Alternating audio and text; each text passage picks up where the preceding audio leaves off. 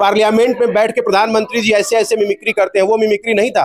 Parliament के अंदर बैठकर प्रधानमंत्री नारी सम्मान का प्रतीक या एक नारी, एक सांसद, एक पूर्व केंद्रीय मंत्री रेणुका चौधरी को ताड़का की हंसी कहते हैं और ताड़का का रूप कहते हैं, वो मिमिक्री नहीं था। पार्लियामेंट के संसद के अंदर बैठकर प्रधानमंत्री नरेंद्र दामोदर दास मोदी, देश के पूर्व प्रधानमंत्री, को रेनकोट पहन के नहाते हुए कहते हैं, वो मिमिक्री नहीं था। क्या बात कर रहे हैं? 145 सांसदों को निलंबित किया गया है, उनको बर्खास्त किया गया और आपको मिमिक्री की पड़ी। प्रधानमंत्री नरेंद्र दामोदर दास मोदी को ये जवाब देना होगा, गृह मंत्री अमित शाह को ये जवाब देना होगा कि आखिर ये 140 करोड़ लोगों के मुंह पे तमाचा कैसे पड़ा। ये जो 5 लोग थे, 4 लोग थे, ये कौन थे, कहां से आए, और कोई भी हो, ये पार्लियामेंट के अंदर घुसे कैसे, ये सबसे बड़ा सवाल है। अब सवाल पूछने वाले को चाहे आप जेल में डाल दो, सवाल पूछने वाले को चाहे आप सस्पेंड कर दो, सवाल पूछने वाले को शाम को 5 से 11 जो आपका गोदी मीडिया चैनल है, जो दीनदयाल उपाध्याय मार्ग से चलता है, उसके द्वारा आप किसी की बेइज्जती कर दो, उसका चीरहरण कर दो, कुछ भी आप कर दो, लेकिन देश तो सवाल फिर भी आपसे पूछे। क्या गवर्नर सत्यपाल मलिक जाट नहीं थे? क्या गवर्नर सत्यपाल मलिक कोई ब्राह्मण है या कोई दलित है या कोई मुसलमान है कि उनकी आलोचना और उनको आपने किन किन शब्दों का आपके समर्थकों ने प्रयोग किया? एक वो जो पहलवान बेटियां देश का अभिमान है, गौरव है, जिन्होंने भारत का झंडा, तिरंगा पूरी दुनिया में सम्मान के साथ फहराया, लोग कुश्ती को भारत की जागीर समझने लगे। क्या वो जाट नहीं थी? वो किसान की पुत्री नहीं थी? अगर वो पुत्री नहीं थी, वो जाट नहीं थी, तो मान्यवर अगर आप जिनको कह रहे हो, हम मानते हैं कि वो भी नहीं है। शीतकालीन सत्र में एक तरफ विपक्षी सांसदों का धरना जारी है, तो दूसरी ओर लोकसभा और राज्यसभा में सांसदों का निलंबन जारी है। आज फिर से 3 सांसदों को निलंबित कर दिया गया। मेरे साथ में बात करने के लिए कांग्रेस के राष्ट्रीय प्रवक्ता शुभ्रांश कुमार राय मौजूद हैं। इनसे जान लेते हैं कि ये जो नई संसद है और जो नए यहाँ पे पैतरे देखे जा रहे हैं, इसे किस नजरिए से देखते हैं सर? देखिए, जब दायित्व निभाने की क्षमता खत्म हो जाती है और सवालों से आपको डर लगने लगता है, तो आप लोगों से भागते हैं। इतिहास गवाह है कि आप लोगों से तब भी भागे थे जब आपसे परिवार में सवाल पूछा गया, और लोगों से आप आज भी भाग रहे हो जब लोग देश के लिए सवाल पूछ रहे हैं। भारत की जो संसद है वो भारत के 140 करोड़ लोगों का प्रतिनिधित्व करती है, और अगर संसद के ऊपर हमला हुआ या किसी भी तरह का प्रयास हुआ है, तो ये 140 करोड़ भारतीयों के मुंह पे तमाचा है, और मुंह पे तमाचा बैठा है। तो तमाचे से रक्षा करने के लिए कौन है? तमाचे से बचाने के लिए देश ने 140 करोड़ लोगों के प्रधानमंत्री हैं नरेंद्र दामोदर दास मोदी, तो जिम्मेदारी भी उन्हीं की है। अगर दही आप खाएंगे तो कान कौन छिदाएगा? सवाल ये पैदा होता है कि प्रधानमंत्री नरेंद्र दामोदर दास मोदी को ये जवाब देना होगा, गृह मंत्री अमित शाह को ये जवाब देना होगा कि आखिर ये 140 करोड़ लोगों के मुंह पे तमाचा कैसे पड़ा। ये जो 5 लोग थे, 4 लोग थे, ये कौन थे, कहां से आए, और कोई भी हो, ये पार्लियामेंट के अंदर घुसे कैसे, ये सबसे बड़ा सवाल है।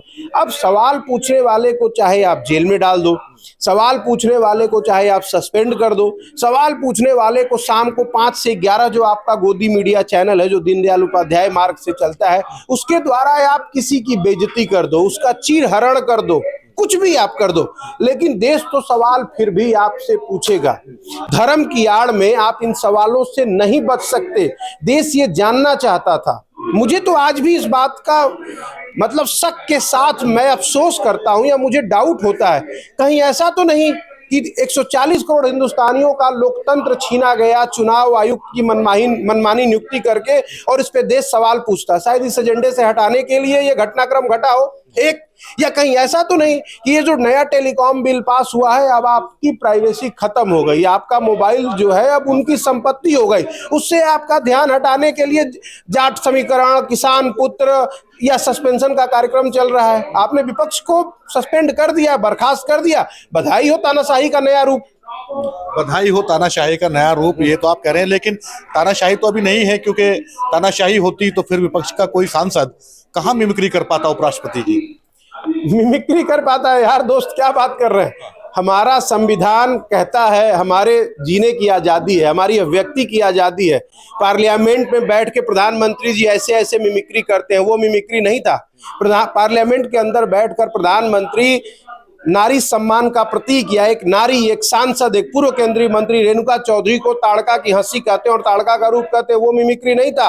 पार्लियामेंट के संसद के अंदर बैठकर प्रधानमंत्री नरेंद्र दामोदर दास मोदी, देश के पूर्व प्रधानमंत्री को रेनकोट पहन के नहाते हुए कहते हैं, वो मिमिक्री नहीं था। क्या बात कर रहे हैं? 145 सांसदों को निलंबित किया गया है, उनको बर्खास्त किया गया और आपको मिमिक्री की पड़ी है। इसका मतलब यह है कि मीडिया भी अपनी जिम्मेदारी सवाल पूछने के बजाय साहब के हाँ में हाँ मिलाने में लगा हुआ है। लेकिन आप एक बात याद रखिएगा, मुस्कुराहट जितनी भी कर लो आप, दर्द जितना भी दे लो, अंधेरा जितना भी फैला लो, सुबह सूरज को निकलने से आप नहीं रोक सकते।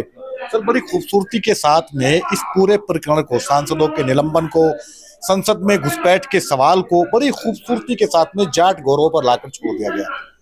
कैसे देखते हैं इसको? देखिए, अगर उपराष्ट्रपति के सस्पेंड करने के प्रक्रिया के तहत अगर लोकसभा का कोई सांसद जिसका संबंध राज्यसभा से नहीं है और अगर अपने वो विचार पार्लियामेंट के बाहर व्यक्त करता है, उसे अगर आप जाट स्वाभिमान से जोड़ रहे हो, तो सॉरी दोस्त, मुझे आपको ये कहना पड़ेगा कि क्या गवर्नर सत्यपाल मलिक जाट नहीं थे? क्या गवर्नर सत्यपाल मलिक कोई ब्राह्मण है या कोई दलित है या कोई मुसलमान है कि उनकी आलोचना और उनको आपने किन किन शब्दों का आपके समर्थकों ने प्रयोग किया? एक वो जो पहलवान बेटियां देश का अभिमान है, गौरव है, जिन्होंने भारत का झंडा, तिरंगा पूरी दुनिया में सम्मान के साथ फहराया, लोग कुश्ती को भारत की जागीर समझने लगे, क्या वो जाट नहीं थी? वो किसान की पुत्री नहीं थी? अगर वो पुत्री नहीं थी, वो जाट नहीं थी, तो मान्यवर अगर आप जिनको कह रहे हो, हम मानते हैं कि वो भी नहीं है। हमारे लिए वो एक पद पे बैठे हुए व्यक्ति है और अगर आप ताकतवर हो, मुझे आप मारोगे और मैं मार कर आपका जवाब नहीं दे सकता, तो क्या मैं रोऊंगा भी नहीं? अगर आप मुझे सस्पेंड कर रहे हो, बिना बात के आप मुझे बर्खास्त कर रहे हो, मेरे अधिकार को खत्म कर रहे हो, तो क्या मैं अपनी प्रतिक्रिया भी व्यक्त नहीं करूंगा? ये मेरा लोकतांत्रिक अधिकार है और ये अधिकार मुझे बाबा साहब के संविधान से हिंदुस्तान के 140 करोड़ नागरिकों को प्राप्त हुआ है और ये कोई भी भारतीय जनता पार्टी नागपुर या संतरेवादी सोच का व्यक्ति मुझसे नहीं छीन सकता। सर, एक आखिरी सवाल आपसे। दो मुद्दे फिलहाल बड़े गरमाए हुए हैं। सस्पेंशन का मुद्दा है ही आपके सामने, एक मुद्दा पिछले काफी दिनों चला रहा, दिल्ली यूनिवर्सिटी का उन फैकल्टीज को निकाले जाने का मामला, जिन पर आरोप है कि ये पब्लिक उसमें जाते थे और जो मौजूदा सरकार है उसकी विचारधारा से इनकी विचारधारा मेल नहीं खाती, इस वजह से इनको हटा दिया गया। आप सहमत हैं? नहीं, देखिए, यहाँ ना थोड़ा प्रचार प्रसार गलत किया जा रहा है। मैंने अभी आज ही मुझे भी जानकारी प्राप्त हुई, मैंने जामिया की एक लिस्ट देखी, ड्यू, ठीक है, हाँ, दिल्ली विश्वविद्यालय के जिन शिक्षकों को निकाला गया, उस लिस्ट में मैंने एक ब्राह्मण को भी देखा, उस लिस्ट में मैंने एक ओबीसी वाले यादव को भी देखा, उस लिस्ट में मैंने एक माइनॉरिटी वाले 2 मुसलमानों को भी देखा और 1-2 लोगों को और देखा, 1-2 महिलाओं को भी देखा।